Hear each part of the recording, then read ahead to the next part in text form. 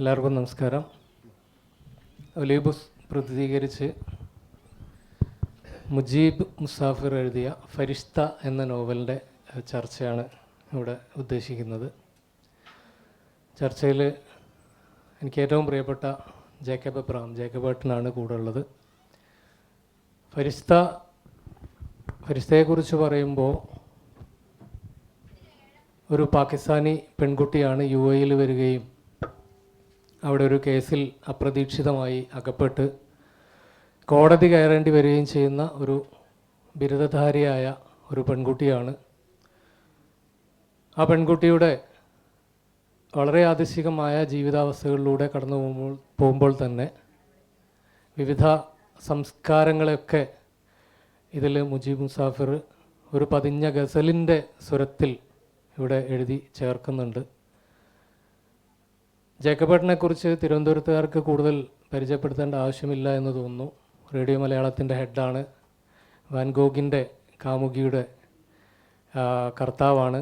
വാൻഗോഗിൻ്റെ എന്താ പറയുക, ഏറ്റവും സങ്കീർണമായ സിയൻ എന്ന ഒരു വേശ്യയുമായുള്ള ഒരു പ്രണയവും അതൊക്കെ കോറിയിട്ടുകൊണ്ട് വാൻഗോഗിൻ്റെ കാമുകി രചിച്ച കുമരിയിലൂടെ വിഷമവൃത്തങ്ങൾ വിശുദ്ധരിലൂടെ ഒക്കെ നമ്മെ വിസ്മയിപ്പിച്ച പ്രിയപ്പെട്ട ജേക്കബേട്ടനാണ്. ജേക്കബേട്ടൻ ഫരിഷ്തയുടെ ഒരു കഥാസംഗ്രഹം ആദ്യം ഒന്ന് നമ്മോട് വിശദീകരിക്കുന്നതാണ്. അതിനുവേണ്ടി അദ്ദേഹത്തെ ക്ഷണിക്കുന്നു. പ്രിയപ്പെട്ടവരെ, എല്ലാവർക്കും നമസ്കാരം. മുജീബ് മുസാഫിർ എഴുതിയ ഫരിഷ്ത എന്ന് പറയുന്ന ഈ നോവലിൻ്റെ ചർച്ചയിലാണ് നമ്മളിപ്പം. മുബാറക്ക് പറഞ്ഞ പോലെ നമുക്കറിയാം, ഇന്ന് പ്രവാസ സാഹിത്യം എന്നുള്ളൊരു കള്ളി ധരിച്ച് അതിനെ പറയേണ്ടതില്ലെങ്കിൽ പോലും വേൾഡ് ലിറ്ററേച്ചറിൽ ഏറ്റവും കൂടുതൽ, ലോക സാഹിത്യത്തിൽ ഏറ്റവും കൂടുതൽ ഇന്ന് ചർച്ച ചെയ്യുന്നത് പ്രവാസ സാഹിത്യമാണ്. കാരണം കുടിയേറ്റം എന്നത് ഒരു വലിയ യാഥാർത്ഥ്യമാണ്. അത് മലയാളികൾ മാത്രമല്ല കുടിയേറുന്നത്, ലോകത്തിൻ്റെ വിവിധ ഭാഗങ്ങളിൽ നിന്ന് ജനങ്ങൾ തങ്ങളുടെ നാട്ടിലെ ജീവിത സാഹചര്യങ്ങളുടെ പ്രത്യേകത മൂലം അവർ മെച്ചപ്പെട്ട അവസരങ്ങൾ തേടി പല രാജ്യങ്ങളിലേക്ക് കുടിയേറുന്നു. അത് നമ്മളൊരു മൾട്ടി കൾച്ചറലായ പല ഭാഷയും ബഹുഭാഷാ സംസ്കാരത്തിൽ ജീവിക്കുന്ന ഒരു സമൂഹമാണ് ശരിക്കും പറഞ്ഞാൽ ദുബായിലായാലും അമേരിക്കയിലായാലും ലോകത്തിൻ്റെ കുടിയേറ്റം നടക്കുന്ന എല്ലാ മേഖലയിലും നമുക്ക് കാണാൻ കഴിയുന്നത്. അങ്ങനെ ഈ കഥയിലെ ഫരിഷ്ത എന്ന് പറയുന്ന ഈ നോവലിലെ നായകനായ ഇൽഹാം കേരളത്തിൽ ജനിച്ചു വളർന്ന് ഡൽഹിയിൽ പഠിച്ചതിന് ശേഷം UAE അവിടുത്തെ കോടതിയിൽ ജോലി ചെയ്യുന്ന ഒരു യുവാവാണ് ഇൽഹാം. ഇൽഹാമിന് വളരെ വേദനിപ്പിക്കുന്ന ഒരുപാട് ബാക്ക്ഗ്രൗണ്ട്, അല്ലെങ്കിൽ അയാളുടെ പൂർവ്വകാലത്തെ അയാളുടെ കുട്ടിക്കാലവും അയാളുടെ യൗവനത്തിൻ്റെ ആദ്യ നാളുകളും കൗമാരവും ഒക്കെ വളരെയേറെ വേദന നിറഞ്ഞ ഒരു യുവാവാണ് ഇൽഹാം. അതിന് ഒരുപാട് പ്രതിസന്ധികളെ ഇൽഹാം നേരിടുന്നുണ്ട് വ്യക്തി ജീവിതത്തിൽ. അപ്പം തൻ്റെ മുമ്പിൽ UAE കോടതിയിൽ വരുന്ന കേസുകൾ എന്ന് പറയുന്നത് നമുക്കാർക്കും ചിന്തിക്കാൻ കഴിയാത്ത പോലെ സങ്കീർണമായ പ്രശ്നങ്ങളാണ്. കൂടുതലും പുറത്തുനിന്ന് കുടിയേറി വന്ന മനുഷ്യർക്കിടയിൽ സംഭവിക്കുന്ന പ്രശ്നങ്ങളാണ്. അവിടെ ചതിയുണ്ട്, വഞ്ചനയുണ്ട്, വിവിധതരം ക്രൈമുകൾ നടക്കുന്ന ഒരു മേഖലയിലെ നീതിന്യായ വ്യവസ്ഥയിൽ ജോലി ചെയ്യുന്ന ആളാണ് ഇൽഹാം. അപ്പോൾ അവിടേക്ക് ഒരു വലിയ തട്ടിപ്പ്, ഒരു ജോലി തട്ടിപ്പിൻ്റെ, ആൾക്കടത്തിൻ്റെ ഒരു രൂപത്തിൽ ഒരു വലിയ പ്രശ്നം രൂപപ്പെടുമ്പോൾ അതാണ് ഈ നോവലിൻ്റെ ആദ്യത്തെ ഒരു ഭാഗത്ത് പറയുന്നത്. അവിടെ ഈ കോടതിയിലേക്ക് ഒരു കേസ് എത്തുകയാണ്, തൊഴിൽ കടത്തുമായി ബന്ധപ്പെട്ടൊരു കേസ്. അവിടെ കോടിക്കണക്കിന് രൂപയുടെ പാകിസ്ഥാനിൽ നിന്നും ഇന്ത്യയിൽ നിന്നുമൊക്കെയുള്ള തൊഴിലാളികളെ കടത്തിക്കൊണ്ട് കോടിക്കണക്കിന് രൂപയുടെ ഒരു അഴിമതി ഒരു ഫ്രോഡ് തട്ടിപ്പ് നടത്തുന്ന ഒരു സംഘത്തെ പിടിക്കുകയും അവരെ UAE കോടതി ശിക്ഷിക്കാനായിട്ട് കൊണ്ടുവരികയും വരുന്നു. അവിടെ എത്തപ്പെടുന്ന ഒരു യുവതിയാണ് ഫരിഷ്ത. വരുന്നത് പാകിസ്ഥാനിലെ സ്വാത്ത് താഴ്വരയിൽ നിന്നാണ്. ഈ ഫരിഷ്ത സത്യം പറഞ്ഞാൽ പാകിസ്ഥാനിലെ അവളുടെ വീടിനടുത്തുള്ള ഒരു കാർ ഡ്രൈവർ ചതിച്ചിട്ട് അവളെ വേറൊരു ജോലിക്ക് എന്ന് പറഞ്ഞ് കൊണ്ടുവന്നിട്ട് ഈ തട്ടിപ്പ് സംഘത്തിൻ്റെ റിക്രൂട്ട്മെൻറ്റ് ഏജൻസിയിലേക്ക് അവളെ ഇട്ടുകൊടുക്കുകയായിരുന്നു. അങ്ങനെയാണ് ഈ ഫരിഷ്ത അവിടെ എത്തുന്നത്. ഫരിഷ്തയെ കാണുന്ന നിമിഷം തന്നെ ഇൽഹാം ഈ കേസ് എല്ലാം എഴുതിയെടുക്കുന്ന ഒരു ഉദ്യോഗസ്ഥനാണ്. അപ്പം ഈ കോടതി കൗൺസിലറിന് മുമ്പിൽ ഈ കോടതി വിസ്തരിക്കപ്പെടുന്നു, ഈ കേസ് വിസ്തരിക്കപ്പെടുന്നു, ഇവരെ ശിക്ഷിക്കാൻ തീരുമാനിക്കുന്നു. വീണ്ടും അപ്പോൾ ഈ ഫരിസ്ത പെട്ടുപോവുകയാണ്. അപ്പോൾ ഈ സുന്ദരിയായ എന്നാൽ ഏറെ ദൈന്യതയോടുകൂടി നിൽക്കുന്ന ഫരിസ്തയെ കാണുമ്പോൾ ഇൽഹാം എന്ന് പറയുന്ന ഈ യുവാവിന് തോന്നുന്ന ഒരു അനുകമ്പയാണ് ഈ നോവലിലേക്ക് പ്രവേശജാലകമായിട്ട് വരുന്നത്. അതിനുശേഷമാണ് ഫരിസ്തയുടെ ഒരു സുഹൃത്താണ് ഷൻസിയ എന്ന് പറയുന്ന യുവതി. അവൾ ഡൽഹി സ്വദേശിയായ ഷൻസിയ ജാമിയ മാലിയ യൂണിവേഴ്സിറ്റിയിൽ ഇൽഹാം പഠിക്കുന്ന കാലത്ത് അദ്ദേഹത്തിൻ്റെ ഒരു സുഹൃത്തിൻ്റെ സഹോദരിയാണ് ഷൻസിയ. ഈ ഡൽഹിയിലെ തൻ്റെ ജീവിതകാലത്ത് ഷൻസിയയുടെയും അവളുടെ സഹോദരനായ ഒരു അപകടത്തിൽ ഈ സഹോദരൻ മരിച്ചു പോകുന്നു. ആ സഹോദരനായ ക്ലാസ്മേറ്റിൻ്റെ വീട്ടിലാണ് ഈ ഇൽഹാം എന്ന യുവാവ് താമസിച്ചിരുന്നത്. അവിടെ വെച്ച് അവർക്ക് സ്വന്തം മകനെ പോലെയാണ് ആ മാതാപിതാക്കൾക്ക് ഇൽഹാം എന്ന് പറയുന്ന യുവാവ്. അവിടെ ഒരു ചെറിയ പ്രണയം ഷൻസിയയ്ക്ക് ഇൽഹാമിനോടുണ്ടോ എന്ന് നമുക്ക് സംശയിക്കേണ്ടിയിരിക്കുന്നു. ആ സമയത്തൊക്കെ അവർ പറയാതെ പറഞ്ഞു പോകുന്ന ഒരു പ്രണയം ഈ ഷൻസിയയും ഇൽഹാമും തമ്മിലുണ്ട്. പക്ഷെ അവർ ഇൽഹാമിനില്ല, ഷൻസിയയ്ക്ക് അവരോടൊരു പ്രണയം തോന്നുന്നുണ്ട് പല സന്ദർഭങ്ങളിലും. ഈ ഷൻസിയയുടെ സുഹൃത്താണ് ഈ ഫരിസ്ത എന്ന് പറയുന്ന ഈ പാകിസ്ഥാനി പെൺകുട്ടി. അപ്പം ഇൽഹാം പറയുന്നു, ഷൻസിയോടൊപ്പം കാണുന്നതുകൊണ്ട് തന്നെ ഈ ഫരിസ്തയെ എങ്ങനെയെങ്കിലും രക്ഷിക്കാമെന്ന് അദ്ദേഹത്തിന് തോന്നുന്നു, ഈ യുവാവിന് തോന്നുന്നു. അങ്ങനെ ഈ കേസിൻ്റെ നൂലാമാലകളിൽ നിന്നും ഇവൾ നിരപരാധിയാണെന്ന് തെളിയിക്കപ്പെട്ടതോടുകൂടി ഫരിസ്തയ്ക്ക് സ്വന്തം നാട്ടിലേക്ക് UAE ഉപേക്ഷിച്ച് പാകിസ്ഥാനിലേക്ക് അവൾ പോവുകയാണ്, നാട് കടത്തപ്പെടുകയാണ് ഒരർത്ഥത്തിൽ പറഞ്ഞാൽ. ഈ സമയത്താണ് ഇവർ തമ്മിലുള്ള ഒരു പ്രണയം രൂപപ്പെടുന്നത്, ഫരിസ്തയും ഇൽഹാം എന്ന് പറയുന്ന യുവാവും. ഇൽഹാമിൻ്റെ ഒരു പശ്ചാത്തലം എന്ന് പറയുന്നത് ഇൽഹാമിൻ്റെ അച്ഛൻ ഇതുപോലെ അദ്ദേഹം ഈ ഗൾഫിൽ വർക്ക് ചെയ്യുകയും അവിടെ വെച്ച് ഈ ഒരു കള്ളക്കടത്തിൽ പിടിക്കപ്പെടുകയും ജയിലിനകത്ത് എത്തപ്പെടുകയും ചെയ്ത ഒരു പിതാവാണ് ഇൽഹാമിനുള്ളത്. അപ്പോൾ അയാളുടെ ബാല്യകാലത്തൊക്കെ അച്ഛൻ്റെ ഈ പറയുന്ന അച്ഛൻ ജയിലിലകപ്പെട്ടത് അദ്ദേഹത്തിനൊരു വേദനയായിട്ട് മാറുന്നുണ്ട്. അതോടൊപ്പം തന്നെ അദ്ദേഹത്തിൻ്റെ ഉമ്മയ്ക്ക് നാട്ടിലാണ് ഉമ്മയൊക്കെ ജീവിക്കുന്നത്. അവരെ ഉമ്മ വീണ്ടും പുനർവിവാഹം കഴിക്കുന്നുണ്ട്. അപ്പോൾ ഇങ്ങനെ തൻ്റെ ബാല്യവും യൗവനവും ഒക്കെ ഒരു സ്നേഹരാഹിത്യത്തിലൂടെ കടന്നുപോയ ഒരു യുവാവാണ് ഇൽഹാം. ഇതിലൂടെ തന്നെ ഈ യുവതിയെ കാണുന്നതോടുകൂടി തീർച്ചയായിട്ടും ഒരു പ്രണയത്തിലേക്ക് വഴുതി വീഴുകയാണ്. അപ്പോൾ അങ്ങനെ പിന്നീട് ഫരിസ്ത തന്നെ സഹായിച്ച ഇൽഹാമിനോട് അവൾക്കും ഒരു സോഫ്റ്റ് കോർണർ, നമ്മൾ പറഞ്ഞാൽ ഒരു ചെറിയ മൃദുവായിട്ടുള്ള വികാരങ്ങൾ അവളിൽ ഉണരുന്നു. ഇവർ തമ്മിലൊരു പ്രണയം രൂപപ്പെടുകയും അവസാനം ഈ ഇൽഹാം നാട്ടിൽ ജീവിക്കുന്ന അമ്മയോട് പറയുന്നു, ഞാൻ എൻ്റെ വധുവിനെ കണ്ടെത്തി എന്ന് പറഞ്ഞിട്ട് ഫരിസ്തയെ കല്യാണം കഴിക്കാൻ തീരുമാനിക്കുകയും ചെയ്യുകയാണ്. എന്നിട്ട് അവർ ഈ പാകിസ്ഥാനിലെ പഷ്തൂൺ വംശജരാണ് ഈ ഫരിസ്തയുടെ കുടുംബക്കാർ. അപ്പം പാകിസ്ഥാനിൽ ചെന്നെങ്കിൽ മാത്രമേ അദ്ദേഹത്തിന് കല്യാണം കഴിക്കാൻ പറ്റൂ. അങ്ങനെ ഒറ്റയ്ക്ക് വളരെയേറെ സാഹസികമായിട്ട് ഡൽഹിയിലെ വിമാനത്താവളത്തിൽ നിന്നും ഇൽഹാം പാകിസ്ഥാനിലെ സ്വാത്ത് താഴ്വരയിലേക്ക് നിക്കാഹിനായി പോവുകയാണ്. വളരെ മനോഹരമാണ് കേട്ടോ, ആ രംഗങ്ങളൊക്കെ വളരെ മനോഹരമാണ്. അപ്പോൾ ഡൽഹിയിൽ പോലും ഒരു മുസ്ലിം നാമധാരിയായ ഒരു യുവാവിനെ നമ്മുടെ രാജ്യത്തെ ഫാസിസ്റ്റ് ഭരണകൂടത്തിലെ ചില അംശങ്ങളൊക്കെ അവിടെ ചില സംഭവങ്ങളൊക്കെ അവിടെ വരുന്നുണ്ട്. എന്തിനാണ് നിങ്ങൾ പാകിസ്ഥാനിലേക്ക് പോകുന്നതെന്ന് ചോദ്യം വരുന്നുണ്ട്. അങ്ങനെയൊക്കെയുള്ള പല വിഷയങ്ങളും ഈ നമ്മുടെ ഒരു ഫാസവുമായി ബന്ധപ്പെട്ട പല കാര്യങ്ങളും അവിടെ ചോദ്യം ചെയ്യപ്പെടുന്നുണ്ട്. എന്തിനാണ് ഒരാൾ പാകിസ്ഥാനിലേക്ക് പോകുന്നത്. അപ്പോൾ എന്നിട്ട് പോലും ഇയാൾ പറയുന്നു, എൻ്റെ കല്യാണത്തിനാണ്, വധുവിനെ കാണാനാണ്, നിക്കാഹിന് പോവുകയെന്ന് പറഞ്ഞ് അവിടെ എത്തുമ്പോൾ അവിടെ ഒരു ഗോത്ര മേഖലയിലാണ് ഈ ഫരിസ്തയുടെ വീട്. അവർ പഷ്തൂൺ വംശജരാണ്. ഗോത്ര വിഭാഗങ്ങൾ നമുക്കറിയാം, അവർ വളരെ കർക്കശമായ ജീവിത ശൈലി തുടരുന്നവരാണ്. അവിടെ വെച്ച് ഈ ഇൽഹാമിനെ നല്ല രീതിയിൽ സ്വീകരിക്കുന്നുണ്ട് ഈ ഫരിസ്തയുടെ മാതാവും പിതാവും അവരുടെ കസിൻസും സഹോദരങ്ങളൊക്കെ ചേർന്ന്. പക്ഷേ എങ്കിൽ പോലും അവിടെ ഡ്രൈവർ മാമു എന്ന് പറയുന്നൊരു കഥാപാത്രം ഇവരുടെ ഒരു അകന്ന ബന്ധുവാണ്. അപ്പോൾ ഇവരെ ഗോത്രങ്ങൾ തമ്മിലുള്ള വലിയ വൈര്യം നടക്കുന്ന സ്ഥലം കൂടിയാണ്. ഈ പഷ്തൂൺകാർക്ക് പെണ്ണിൻ്റെ അഭിമാനം, പ്രണയത്തെ അവരൊരിക്കലും അംഗീകരിക്കുന്നില്ല. ഒരു സ്വന്തം ജീവിതം പോലും തൃണകൾ ഗണിച്ചുകൊണ്ട് പരസ്പരം വെട്ടിക്കൊന്നായാലും ഒരു പ്രണയത്തെ അംഗീകരിക്കാതെ പെണ്ണിൻ്റെ മാനാഭിമാനം കാത്തു സൂക്ഷിക്കണമെന്ന് സ്വന്തം തീരുമാനം എടുക്കാൻ സ്ത്രീ അനുവദിക്കാത്തൊരു സമൂഹത്തിൻ്റെ ഒരു ചിത്രീകരണം കൂടെ അവിടെ വരുന്നുണ്ട്. അങ്ങനെ തൻ്റെ നിക്കാഹ് ദിവസം ഒരു സംഘം ആളുകൾ വന്ന് വെടിവെച്ച് ഈ ഫരിസ്തയെ വധിക്കുന്നതോടുകൂടിയാണ് നോവൽ അതിൻ്റെ അന്ത്യത്തിലേക്ക് എത്തുന്നത്. അവിടെ നിന്ന് ഹതാശനായി സർവവും തകർന്ന് തിരിച്ച് നാട്ടിലേക്ക് വരികയാണ് ഈ ഇൽഹാം, ഡൽഹിയിലേക്ക് വരികയാണ്. അവിടെ വെച്ചാണ് അദ്ദേഹത്തിന് തൻ്റെ ജീവിതം മാത്രമല്ല സമൂഹത്തിൻ്റെ ഒരു നിലപാടുകൾ അല്ലെങ്കിൽ ആളുകൾ ജീവിക്കുന്ന വിധത്തെ പറ്റിയൊക്കെ അയാൾ ചിന്തിക്കുന്നുണ്ട്. അവിടെ എത്തിയിട്ട് അപ്പോൾ ഷൻസിയ വീണ്ടും ഒരു ചെറിയ നനുത്ത ഒരു സ്വാതന്ത്ര്യമായിട്ട് ഈ ഇൽഹാമിന് മുമ്പിലുണ്ട് എന്നുള്ളതോടെയാണ് ഈ നോവൽ അവസാനിക്കുന്നത്. ഒരുപാട് ദാർശനികമായ മാനങ്ങൾ ഇത് നൽകുന്നുണ്ട്, ഈ നോവൽ അവതരിപ്പിക്കുന്നുണ്ട്. അതോടൊപ്പം തന്നെ ഈ നോവൽ പറയുന്നത് പ്രണയത്തിന് വേണ്ടി ഒരാൾ എത്രമാത്രം സഞ്ചരിക്കും, എങ്ങോട്ടെല്ലാം സഞ്ചരിക്കുമെന്നൊരു വളരെ മനോഹരമായ ഒരു നോവലാണ് ഫരിഷ്ത അവതരിപ്പിക്കുന്നത്. ഒപ്പം തന്നെ നമ്മുടെ നാട്ടിലെ സാമൂഹിക രാഷ്ട്രീയ വിഷയങ്ങൾ, നമ്മുടെ നാട്ടിലെ മാത്രമല്ല ഒരു കുടിയേറ്റ സമൂഹത്തിൽ, അത് ശരിക്കും പറഞ്ഞാൽ ഒരു റോഡ് മൂവിയൊക്കെ നമ്മൾ കാണുന്ന പോലെ, അത് നമ്മളൊരു റോഡ് മൂവി എന്ന് പറയാമല്ലോ. അപ്പം ശരിക്കും കേരളവും UAE-യും പാകിസ്ഥാനും ഒക്കെ അടങ്ങുന്ന ഒരു വലിയ ഭൂപ്രദേശത്തെ നിൽക്കുന്ന നോവലാണ്. കേവലം 150 പേജുള്ള ഈ നോവലിലൂടെ വലിയൊരു ഭൂപ്രദേശത്തെ ഈ നോവലിസ്റ്റ് നമ്മുടെ മുമ്പിൽ കാണിച്ചു തരുന്നുണ്ട്. ഇത്രയുമാണ് ഈ നോവലിനെ കുറിച്ച് ആമുഖമായിട്ട് പറയാനുള്ളത്. ഒലിവ് പബ്ലിക്കേഷൻസ് ആണ് ഈ പുസ്തകം ഇറക്കിയിരിക്കുന്നത്.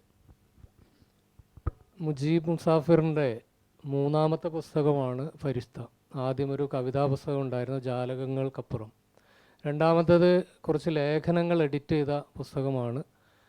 പക്ഷേ മുജീബിൻ്റെ ആദ്യത്തെ നോവലാണിത്. ഒരു നോവലിസ്റ്റ് എന്ന നിലയിൽ, ഒരു നവാഗതനായ നോവലിസ്റ്റ് എന്ന നിലയിൽ മുജീബിൻ്റെ ആഖ്യാന ശൈലിയെ എങ്ങനെയാണ് വിലയിരുത്തുന്നത്?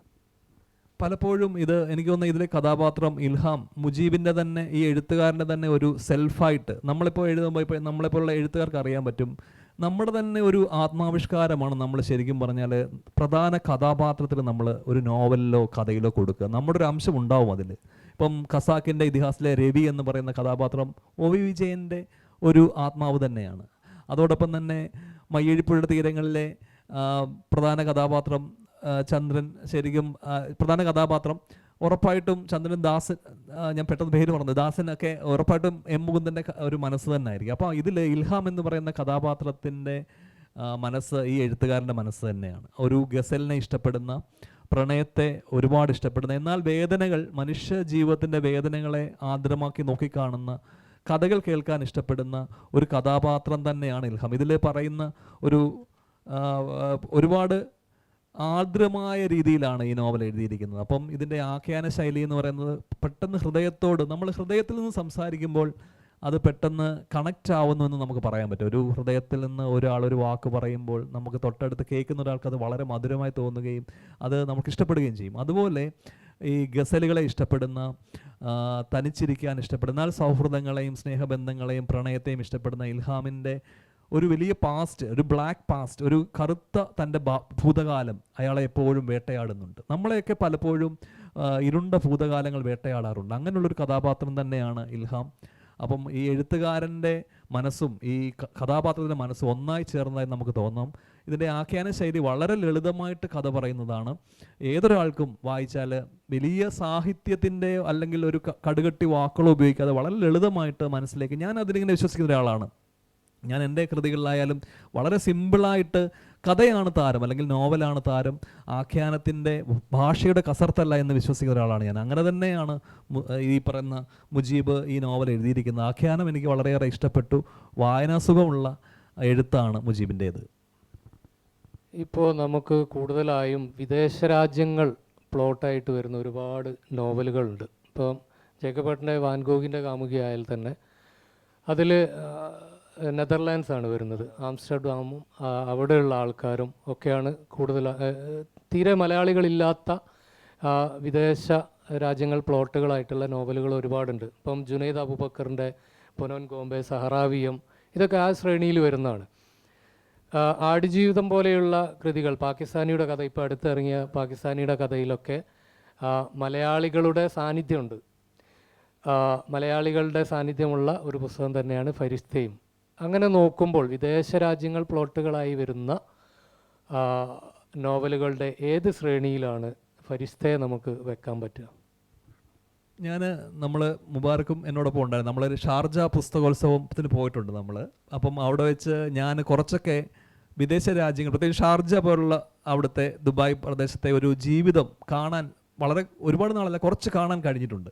അപ്പോൾ അവിടെ കാണാൻ കഴിയുന്നത് വെച്ചാൽ വളരെ മലയാളികളുടെ ഒരു വലിയ ഒരു സമൂഹം തന്നെ അവിടെ ഉണ്ട്. അവർ പരസ്പരം സംവേദിക്കുകയും, പക്ഷേ അവർ ജീവിക്കുന്നതാവട്ടെ തന്നോടൊപ്പമുള്ള പാകിസ്ഥാനിയോടൊപ്പം ജോലി ചെയ്തും ജർമ്മൻകാരനോടും ഇംഗ്ലീഷുകാരനോടും, അതും ഒരു മൾട്ടി കൾച്ചറിൽ നിന്ന് വരുന്ന ആളുകളോടൊപ്പം ജോലി ചെയ്താണ് ഓരോ മലയാളി അവിടെ മുന്നോട്ട് പോയിക്കൊണ്ടിരിക്കുന്നത്. അപ്പം ഇത്തരം സാഹചര്യങ്ങളിൽ എഴുതപ്പെടുന്ന നോവൽ, ഇപ്പം പാകിസ്ഥാനിൻ്റെ കഥ മനോഹരൻ വി പേരകം എഴുതിയ നോവൽ ഉൾപ്പെടെ, അല്ലെങ്കിൽ ഇപ്പം ജുനൈദ് അബൂബക്കറിൻ്റെ ഈ പറഞ്ഞ നോവൽ ഉൾപ്പെടെയുള്ള നോവലുകളിൽ ഇപ്പം വിദേശത്തു നിന്ന് പ്രവാസത്തിൽ നിന്ന് നിരവധി നോവൽ, ഇപ്പോൾ അമേരിക്കയിൽ നിന്ന് എഴുതുന്ന നിർമ്മലയുടെ നോവലുകൾ ഉൾപ്പെടെ, നിർമ്മലയുടെ ഈ പാമ്പും കോണിയും എന്നൊക്കെയുള്ള നോവൽ ഞാൻ വായിക്കുകയുണ്ടായി. അപ്പോൾ ഇങ്ങനെയുള്ള സ്ഥലത്തു നിന്നൊക്കെ വരുന്ന നോവലുകളിൽ വിദേശ നോവലുകളോട് കിടപിടിക്കുന്ന ഒരു ആഖ്യാന ശൈലി നമ്മുടെ എഴുത്തുകാർ കൊണ്ടുവരുന്നുണ്ടെന്നുള്ളതാണ്. ഞാൻ ധാരാളം വിദേശ ഇംഗ്ലീഷ് പുസ്തകങ്ങൾ വായിക്കാറുണ്ട്. ഞാൻ ഈ അടുത്ത കാലത്ത് ഒരു പാകിസ്ഥാനി നോവൽ വായിച്ചിരുന്നു. അത് ഒരു പാകിസ്ഥാനി എഴുത്തുകാരൻ്റെ ഒരു നോവലാണ്. ഈ നോവലിൽ അദ്ദേഹം പറയുന്ന കഥ വളരെ ലളിതമായൊരു കഥയാണ്. ആ കഥയോടൊക്കെ കിടപിടിക്കുന്ന രീതിയിൽ ഈ ഫരിസ്ത അതിൻ്റെ ആഖ്യാനം കൊണ്ടും അതിൻ്റെ കഥ കൊണ്ടും ഒക്കെ മാറുന്നുണ്ട്. അപ്പം ഇതൊരു നമുക്കൊരു ശരിക്കും കേരളത്തിൻ്റെ പരിസരത്ത് നിന്ന് കേരളത്തിൽ നടക്കുന്ന ഒരു കഥയല്ല ഇതൊരിക്കലും. ഇത്തരം എഴുത്തുകാർ അവരുടെ, ഇപ്പം നമുക്ക് സിൻ എന്ന് പറയുന്ന ഹരിദാസ് സാവിത്രിയുടെ നോവലായാലും അതൊരു, അത്തരം പല നോവലുകളും മലയാളികൾ വിദേശ രാജ്യങ്ങളെ പ്രമേയമാക്കി എഴുതുന്നുണ്ട്. ഇപ്പം ഞാൻ എഴുതിയ വാൻഗോഗിൻ്റെ കാമുകിയാണെങ്കിൽ 18-ാം നൂറ്റാണ്ടിൽ നടക്കുന്ന ഒരു കഥയാണ്. അത് തികച്ചും ഭാവന സൃഷ്ടി തന്നെയാണ്. അപ്പം അന്നത്തെ നാട്, ആ നാട്ടിലെ കാര്യങ്ങൾ, അതൊക്കെ നമ്മളൊരു ഗൂഗിളിൻ്റെ വിരൽവട്ടത്ത് നമുക്കറിയാം. നമ്മളിപ്പോൾ ഇന്നൊരു ഗൂഗിളിൽ നമ്മൾ സെർച്ച് ചെയ്താൽ നമുക്കൊരു അത്ഭുതമില്ല, ഒരു ലോകത്തിലെ അത്ഭുതം ലോകം നമ്മുടെ മുമ്പിൽ കൈവള വരികയാണ്. നമുക്കിപ്പോൾ ഇപ്പം പാകിസ്ഥാനിലെ ഒരു ഗ്രാമം, ഇപ്പം ഞാൻ സ്ഥിരമായിട്ട് കാണുന്ന ഒരു യൂട്യൂബ് ചാനലുണ്ട്. അതിലൊരു ഇറാനിലെ ഒരു ലേഡി, അവർ എൻ്റെ അമ്മയും ഞാനൊക്കെ കാണുന്നതാണ്. അത് ക്രോഷേ വർക്കുകൾ അവർ ചെയ്യും. അവർ ഇറാനിലെ ഒരു ലേഡിയാണ്. അത് നമ്മൾ സ്ഥിരമായിട്ട് റീൽസിൽ വരുന്നതാണ്. അവർ കുഞ്ഞു കുഞ്ഞു പാചകം ചെയ്യുന്ന കാര്യം, അവരുടെ വീട്ടുമുറ്റത്ത് നടക്കുന്നത്, ഇങ്ങനെ ഇതെല്ലാം നമുക്കിന്ന് യാഥാർത്ഥ്യമാണ്. ഇപ്പോൾ നോവലിനേക്കാൾ വലിയ യാഥാർത്ഥ്യമാണ് റീൽസിലൂടെ നമ്മൾ വിദേശ രാജ്യങ്ങളെ പറ്റിയൊക്കെ കാണുന്നത്. അപ്പോൾ ഇതിൽ ഒരു അത്ഭുതത്തിൻ്റെ കാര്യമില്ലാതെ തന്നെ ലോക നോവലുകളിലേക്ക് മലയാളം സഞ്ചരിക്കുന്നുണ്ട്. ഇപ്പം JCB സമ്മാനം അടക്കം പല പ്രധാനപ്പെട്ട അവാർഡുകളിലും മലയാളി എഴുത്തുകാർ കിട്ടുന്നു, പല നോവലുകളിലും സമ്മാനങ്ങൾ നേടുന്നുണ്ട്. അപ്പോൾ ഇതിൽ എനിക്ക് തോന്നുന്നു വിദേശ രാജ്യത്തെ മറ്റു നോവലുകളുമായിട്ട് ഇതിനെ തട്ടിച്ചു നോക്കുകയാണെങ്കിൽ ഇതും നമുക്ക് അഭിമാനപൂർവ്വം ഒരു മൾട്ടി കൾച്ചറൽ, ഒരു ബഹുഭാഷാ സംസ്കാരമുള്ള നോവലായിട്ട് ഈ ഫരിസ്തയും വെക്കാം. കാരണം ഇതിൽ പാകിസ്ഥാനെ പറ്റിയുള്ള ഭാഗം അതിമനോഹരമാണ്. എനിക്ക് ഈ നോവലിലെ ഏറ്റവും എനിക്ക് പേഴ്സണലി ഇഷ്ടപ്പെട്ട ഒരു ഘടകം എന്ന് പറയുന്നത് ഇദ്ദേഹം ഇൽഹാമിൻ്റെ പാകിസ്ഥാനിലെ ഈ യുവതിയെ തേടിപ്പോവുകയും ഈ ഫരിസ്തയെ തേടിപ്പോവുകയും ഇദ്ദേഹം നിക്കാഹിന് മുമ്പുള്ള അതിൻ്റെ തയ്യാറെടുപ്പും അവിടുത്തെ ചെറിയ ഉത്സവങ്ങളും പാകിസ്ഥാനിലെ പാട്ടുകൾ, അവരുടെ സംസ്കാരമൊക്കെ വളരെ രസകരമായിട്ട് ഈ മുജീബിൻ്റെ അത് എഴുതുന്നുണ്ട്. കാരണം എനിക്ക് തോന്നുന്നത് മുജീബിന് അങ്ങനെ ഒരു അറിവുള്ളതുകൊണ്ടാണ്. കാരണം ഇയാൾ അവിടെ കോടതിയിൽ തന്നെയാണ് അദ്ദേഹം ജോലി ചെയ്യുന്നത്, അല്ലേ? കോടതിയിൽ തന്നെ UAE കോടതിയിൽ തന്നെ ജോലി ചെയ്യുന്നത് കൊണ്ട് അവിടെയുള്ള ആളുകളുമായി ബന്ധപ്പെട്ട് നമുക്ക് ശരിക്കും ഒരു ഭയങ്കര ഫീൽ ചെയ്യും. നമുക്ക് പാകിസ്ഥാനിനെ വേറൊരു ആംഗിളിൽ അവിടുത്തെ അതിമനോഹരമാണ്. പാകിസ്ഥാനിലെ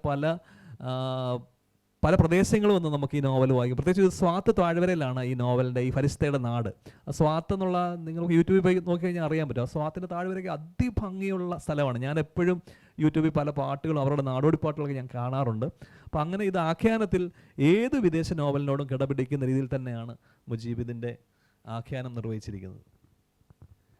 ഓരോ പുസ്തകവും നമുക്ക് എങ്ങനെയാണ്, വായനക്കാരന് എങ്ങനെയാണ് പേഴ്സണലി ലിങ്ക്ഡ് ആവുന്നതെന്നുള്ളൊരു കാര്യത്തിലാണ് നമ്മുടെ വായന മുന്നോട്ട് പോവുക. ഈ പുസ്തകം വയലാർ ശരത്ചന്ദ്ര വർമ്മയാണ് ഷാർജയിൽ വെച്ചിട്ട് പ്രകാശനം ചെയ്തത്. ആ സമയത്ത് അദ്ദേഹം പറഞ്ഞത് ഈ പുസ്തകത്തിൽ ഏറ്റവും പേഴ്സണലി കണക്റ്റഡായി തോന്നിയ ഒരു സീനെന്ന് പറയുന്നത് ഇൽഹാം തൻ്റെ പിതാവിനെ സന്ദർശിക്കുന്നുണ്ട്. ജയിലിലുള്ള പിതാവിനെ സന്ദർശിക്കുന്ന ആ ഒരു മൊമെൻ്റ് അദ്ദേഹം എടുത്ത് പറയുകയുണ്ടായി. അത് അദ്ദേഹത്തിന് പറയാൻ കാര്യം എന്ന് പറഞ്ഞാൽ വയലാറും അദ്ദേഹത്തിൻ്റെ അച്ഛൻ അദ്ദേഹവുമായിട്ടുള്ള വളരെ ചുരുങ്ങിയ സമയത്തെ സംഭാഷണം ഹൃദയത്തിൽ തട്ടിയതുപോലെയാണ് ആ ഒരു സീൻ വായിച്ചപ്പോൾ തോന്നിയത് എന്ന് അദ്ദേഹം പറയുകയുണ്ടായി. എനിക്ക് തോന്നുന്നു ജേക്കബേട്ടനോട് ചോദിക്കാനുള്ളത് എന്താണെന്ന് വെച്ചാൽ പേഴ്സണലി ആയിട്ടുള്ളൊരു ക്വസ്റ്റ്യനാണ്. ഒരു പ്രണയം, വിവാഹം, അതിൻ്റെയൊക്കെ ഒരു കാരണത്താൽ 10 വർഷം എഴുത്തിൽ നിന്ന് വിട്ടു നിന്നിട്ടുള്ളതായി പിന്നെ താങ്കളുടെ പല എഴുത്തിലും വായിച്ചിട്ടുണ്ട്. അങ്ങനെ ഇതൊരു പ്രണയത്തിൻ്റെ പുസ്തകമായതുകൊണ്ട് ചോദിക്കുകയാണ്, ആ ഒരു അന്നത്തെ ഓർമ്മകളിലേക്ക് ഏതെങ്കിലും രീതിയിൽ പേഴ്സണലി അങ്ങനെ പോകാൻ സാധിച്ചിട്ടുണ്ടോ ഈ ഫരിഷ്തയിലൂടെ യാത്ര ചെയ്ത സമയത്ത്? അത് വളരെ നല്ല രസകരമായ പേഴ്സണലായ ഒരു ചോദ്യമാണ്. ഞാൻ 10 വർഷം എനിക്ക് റൈറ്റേഴ്സ് ബ്ലോക്ക് എന്ന് പറയുന്ന എഴുത്തുകാർക്കുണ്ടാകുന്ന ഒരു എഴുത്ത് തടസ്സം വന്ന ഒരാളാണ്. പിന്നീടാണ് ഞാൻ എഴുത്തിലേക്ക് വരുന്നത്. അതിൻ്റെ ഒരു വലിയ പ്രണയത്തിൻ്റെ മേലുള്ള പ്രശ്നങ്ങൾ മൂലമാണ്. എൻ്റെ ഭാര്യ എഴുത്തുകാരിയാണ്, വീണ റോസ്കോട്ട് എന്നാണ് പേര്. അപ്പം ഞങ്ങൾ രണ്ട് മതത്തിൽപ്പെട്ടവരാണ്. ഇന്നത്തെ കാലത്ത് അതൊക്കെ പറയുന്നത് തന്നെ ആളുകൾ ചിരിക്കും. ഇപ്പം 2 മതത്തിൽപ്പെട്ടൊരു കല്യാണം കഴിഞ്ഞു വീട്ടുകാർ ആഘോഷപൂർവ്വം ഇന്ന് കല്യാണം നടത്തി കൊടുക്കാറുണ്ട്. അപ്പം പക്ഷേ ഒരു 20 വർഷം മുമ്പ് അങ്ങനല്ലായിരുന്നു കേരളത്തിലെ അവസ്ഥ. അപ്പോൾ എനിക്ക് തോന്നുന്നു ഈ ചോദ്യം എനിക്കും ഇഷ്ടപ്പെട്ടൊരു രംഗമാണ് ഈ ഇൽഹാം ഈ അച്ഛനെ കാണുന്ന രംഗം. അവരൊന്നും പറയാതെ അച്ഛൻ രണ്ടുപേരും ഒരു ജയിലഴിക്ക് അപ്പുറം ഇപ്പുറം നിന്നിട്ടാണ് വിസിറ്റേഴ്സ് ലോഞ്ചിൽ നിന്നിട്ടാണ് കാണുന്നത്. അപ്പം ഞാൻ മുമ്പേ മുബാറക്കിനോട് നമ്മൾ ഈ ചർച്ചയ്ക്ക് കയറി നമ്മൾ പറഞ്ഞൊരു കാര്യമാണ് എനിക്ക് പറയാൻ തോന്നുന്നത്. കാരണം നമ്മൾ ഒരു +2 പ്രായമുള്ള എൻ്റെ മകൻ ഇപ്പോൾ +2 പ്രായമാണ്.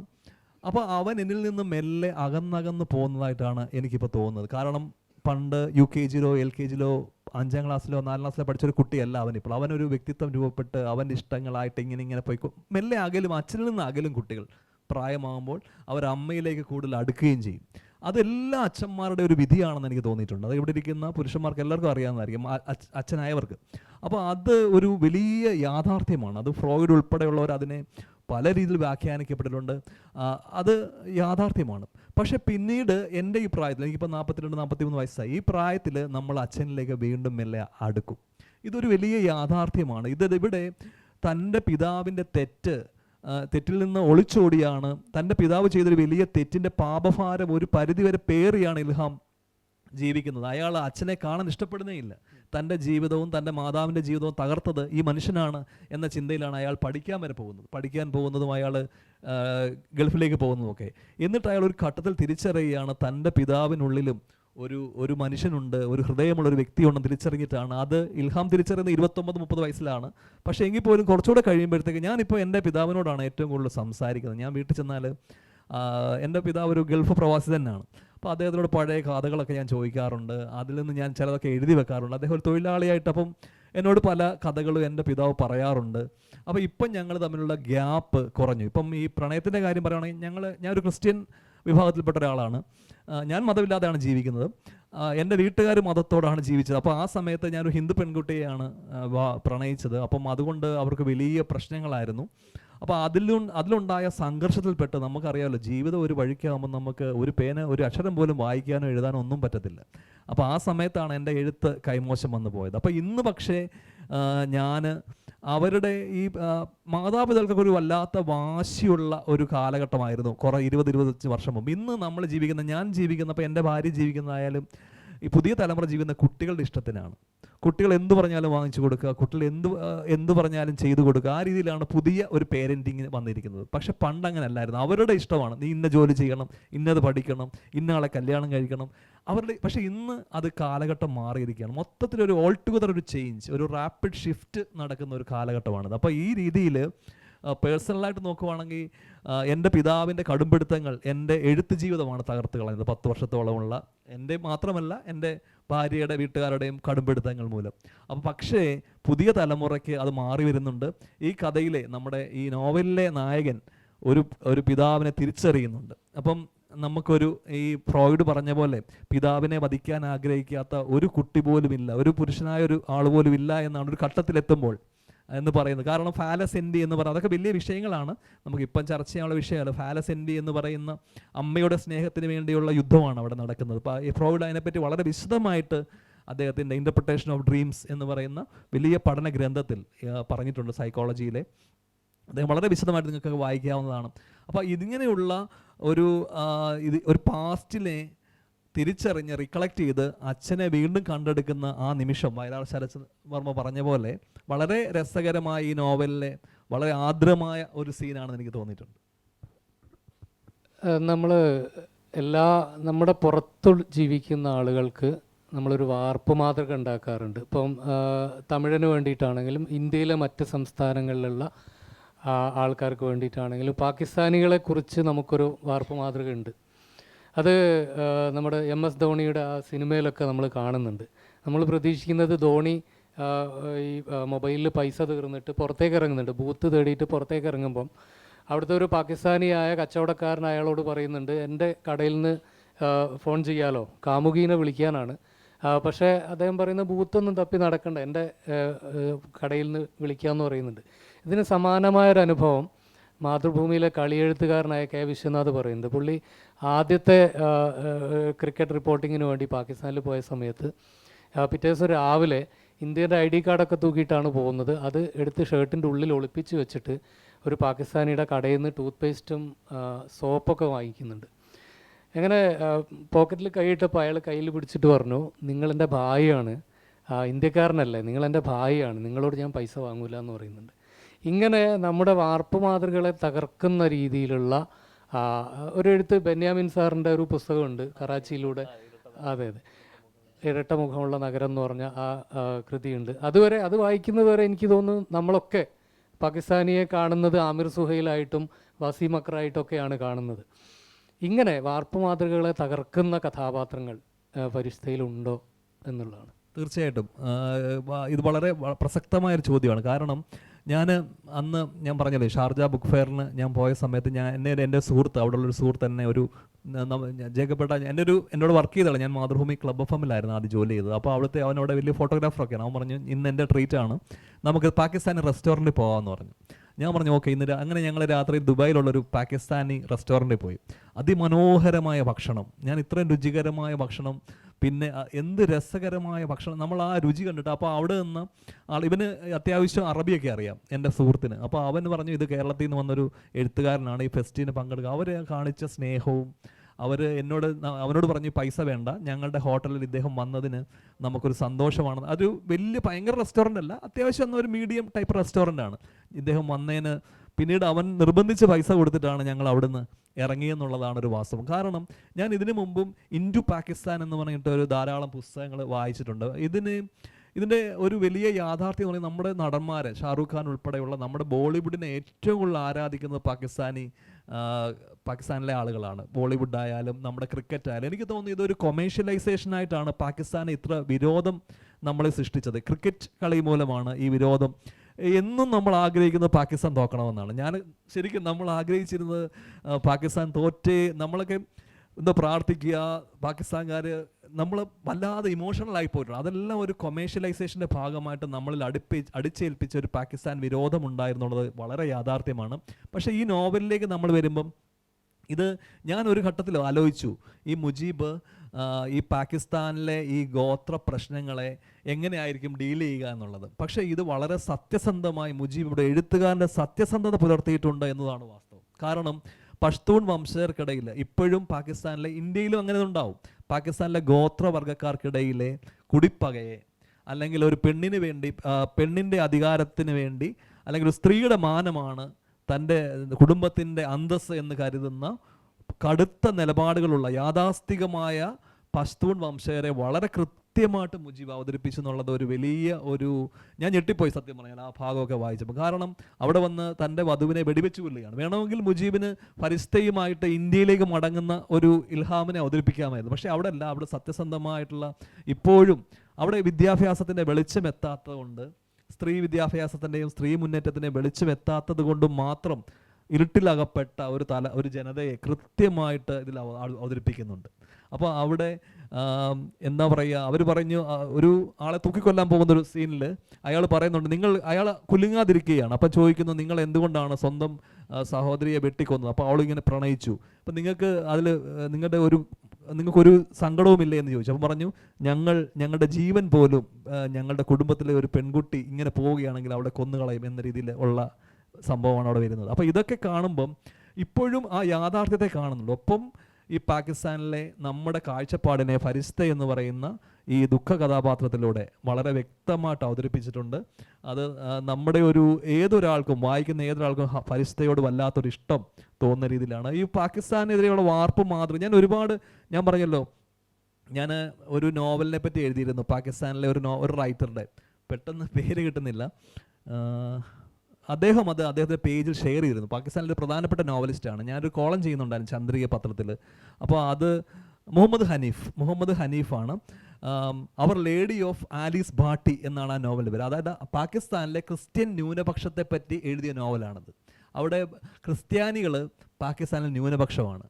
അവരെ ചുരിയ എന്ന പേരിലാണ് അവർ അറിയപ്പെടുന്നത്. വളരെ അധകൃത ജോലികളാണ് ക്രിസ്ത്യാനികൾക്ക് പാകിസ്ഥാനിൽ കൊടുക്കുന്നത്. പക്ഷേ ഈ റൈറ്റർ അവിടെ ആലീസ് എന്ന് പറയുന്ന ഒരു നേഴ്സിൻ്റെ കഥയാണ്. നിങ്ങൾ പറ്റുമെങ്കിൽ ഇംഗ്ലീഷ് ഇഷ്ടപ്പെടുന്നവർ അത് വായിച്ച നല്ല നോവലാണ്, അവർ ലേഡി ഓഫ് ആലീസ് ഭാട്ടിയ. അത് ഞാൻ വായിച്ചിട്ട് ഞാൻ അതിനെപ്പറ്റി റിവ്യൂ ചെയ്തിരുന്നു.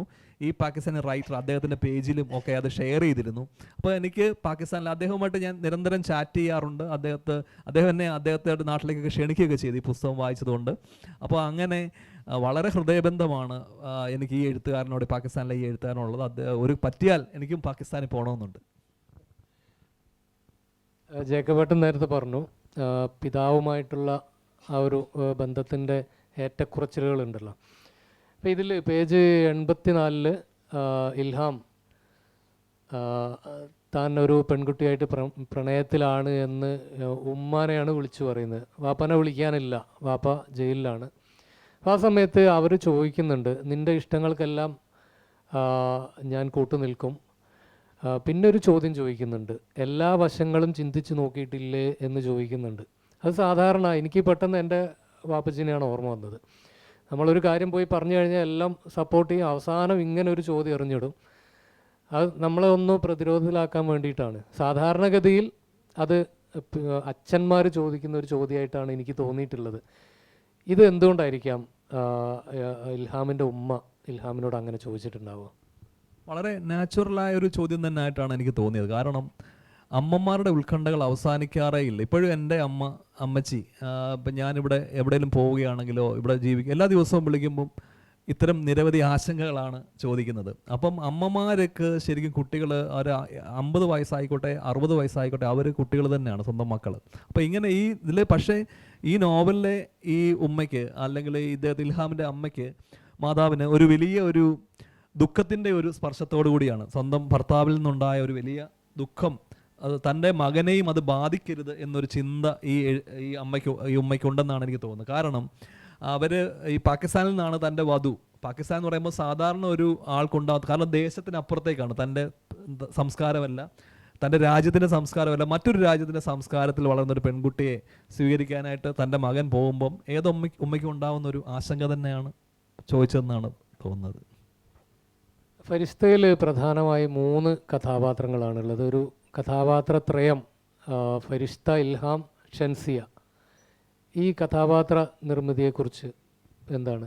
ഇതിൽ എനിക്ക് തോന്നിയിട്ടുള്ളത്, ഇതിൽ ഏറ്റവും ഞാൻ പലപ്പോഴും ശ്രദ്ധിക്കുന്ന എഴുത്തിൽ മൈന്യൂട്ടസ്റ്റ് ഡീറ്റെയിൽസ് ആണ് ഒരു കൃതിയെ ശ്രദ്ധേയമാകുന്നത്. അതായത് ഒരു രചനയിൽ നിശബ്ദരായി പോകുന്ന ആളുകൾ, അവരെ എങ്ങനെ എഴുത്തുകാരൻ അവതരിപ്പിക്കുന്നു, എഴുത്തുകാരൻ സ്പർശിക്കുന്നു. പ്രധാന കഥാപാത്രങ്ങളെ അല്ലാതെ നിശബ്ദരായി നിൽക്കുന്ന ഒരു കഥാപാത്രത്തെ എങ്ങനെ എഴുത്തുകാരൻ അവതരിപ്പിക്കും, അവിടെയാണ് എഴുത്തുകാരൻ്റെ ബ്രില്യൻസി നമുക്ക് തിരിച്ചറിയാൻ കഴിയുന്നത്. ഇതിൽ എൻ്റെ വോട്ട് 100% പോകുന്നത് ഷൻസിയ എന്ന കഥാപാത്രത്തിനാണ്. ഈ ഇൽഹാമിനെയും ഫരിസ്തയും നമ്മൾ വലിയ വർണ്ണങ്ങളിൽ, വലിയ ബ്രോഡർ ക്യാൻവാസ് കാണുമ്പോൾ ഈ ഷൻസിയയുടെ നിശബ്ദമായ പ്രണയത്തെ ഈ എഴുത്തുകാരൻ വളരെ മനോഹരമായിട്ട് വരച്ചിട്ടുണ്ട്. അവിടെയാണ് ഈ മുജീബിൻ്റെ ആസ് എ റൈറ്റർ എന്ന നിലയിൽ നമ്മളൊരു 100 മാർക്ക് കൊടുക്കേണ്ട ഒരു പോയിന്റ് അവിടെയാണെന്ന് എനിക്ക് തോന്നുന്നത്. കാരണം ഷൻസിയയുടെ ഈ നിശബ്ദമായ ഈ പ്രണയം, ഈ യുവാവിനോടുള്ള ആരാധന, വളരെ അവൾക്കറിയുന്നു തൻ്റെ കൂട്ടുകാരിയാണ് ഇദ്ദേഹം പ്രണയിക്കുന്നതും കല്യാണം കഴിക്കാൻ പോകുന്നതെന്നും അറിയുമ്പോഴും അവൾ വളരെ നിശബ്ദയായിട്ട് ആ നോവലിനുള്ളിൽ നിൽക്കുകയാണ്. ചില നോവലിൽ നിന്ന് നമുക്ക് ശബ്ദങ്ങൾ കേൾക്കാം.